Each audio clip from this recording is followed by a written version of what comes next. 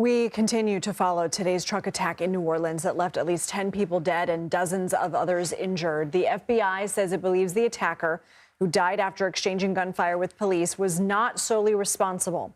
I want to bring in Mitch Landrieu. He served as the mayor of New Orleans from 2010 to 2018. He also served as Louisiana's lieutenant governor from 2004 to 2010. Thank you so much for being with us on just such a harrowing day for you and your community. How did you first learn about the attack, and how are you feeling right now?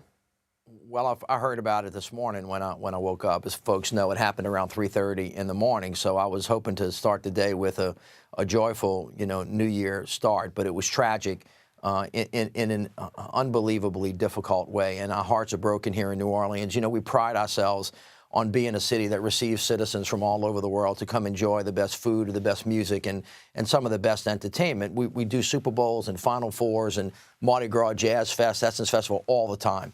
So this is really a tragic event, and our hearts and prayers go out to the victims and their families. And thanks to the 3 first responders, police officers, who really ran to the fire literally and got in a gunfight and killed this terrorist. So, and the medical professionals, by the way, who unfortunately have gotten really good at making sure that they get the kind of treatment that's necessary. But it's been a very hard day. What's really important right now is that there's clear command and control, coordination and communication between the federal authorities, the state authorities, the local authorities, so that they go find out whether or not there's any other thread to this. It seems to be, from the FBI's perspective, that this wasn't an event just by this terrorist, that there are other people involved in it, and I know they're working hard to find that, and they will. When you were mayor, you unveiled a $40 million security plan aimed at making New Orleans safer. Do more changes need to be made ahead of, for example, the Sugar Bowl tomorrow, the Super Bowl next month, Mardi Gras, Jazz Fest, the Essence Fest? I mean, we talked at least in the last few minutes with the Orleans Parish District Attorney about this bollard situation, and we know that New Orleans police had tried to plan around that situation, that those barricades were temporary and were being replaced ahead of the Super Bowl. But what, if any, changes would you like to see? Well, let me make a couple of comments. First of all, there's going to be a lot of Monday morning quarterbacking that's going to go on. And after a horrific event like this, you always want to do an after-action report to find out where there were deficiencies. That's why I mentioned the heroic acts of the police officers who stopped this terrorist from actually doing more damage. In 2016, after the vehicle attack in Nice, France, we anticipated something like this happening, and we had a $40 million plan that was pretty good. I don't know what happened over the last 7 years. I know that they're going to look at all of the things that you need to do, but it's securing a street like Bourbon Street is one issue. Securing an entire city that actually gets taken over by events like Jazz Fest and Mardi Gras is another thing. You will recall a number of different instances just a couple of weeks ago in Germany at a Christmas market. A very, very similar thing happened. So this terrorist, who is solely responsible, along with the help of other people, is the person to be looking at right now. When they do the after-action report, they got to figure out where the holes were. They've got to get in there and they've got to plug them. They're going to extend the perimeter tomorrow night for the Sugar Bowl. And, of course, a lot of these things hopefully will be in place when the Super Bowl comes, because we've done this many, many, many times before. But it's very hard to plan against something specifically like this, but they've got to get after it and make it better than it was. How do you feel about the decision to postpone tonight's Sugar Bowl game to tomorrow? And would you feel comfortable enough to be there? We know the governor says he will be there, and that is a testament to his faith in law enforcement and how secure he believes that area will be.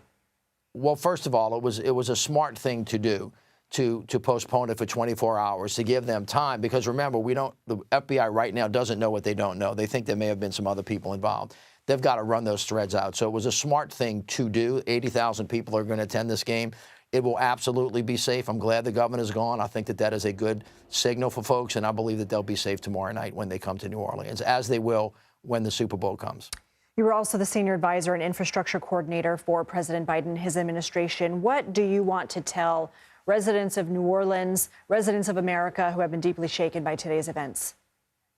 Well, you actually saw another event going on in Las Vegas. When there is a terrorist attack on the ground in the United States of America, whether it's in New York, whether or not it's in Las Vegas, whether it's in New Orleans, it's an attack on all of America. This individual evidently was an American citizen who unbelievably evidently was a veteran as well. And so we cannot let the terrorists win. There are no circumstances under which we should hide our heads in the sand or be afraid or let them stop us from enjoying the freedoms that we have. We've got to be better. We've got to be faster. We've got to be smarter. And we're going to continue to do that. And I would say no matter who the president is, the governor is, the mayor is, when these events happen, everybody's got to line up. Everybody's got to make sure that we're on the same page. Everybody's got to make sure we know where the threat is. And then we have to make sure that we secure ourselves. And I know that they're working hard to do that.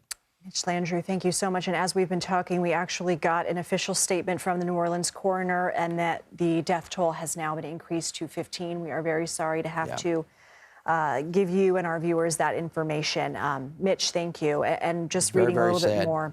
Indeed. Okay. Reading a little bit more from that statement. As of now, 15 people are deceased. It will take several days to perform all autopsies. Once we complete the autopsies and talk with the next of kin, we will release the identifications of the victims. So the latest official statement from the New Orleans coroner is that there are now 15 people deceased, up from 10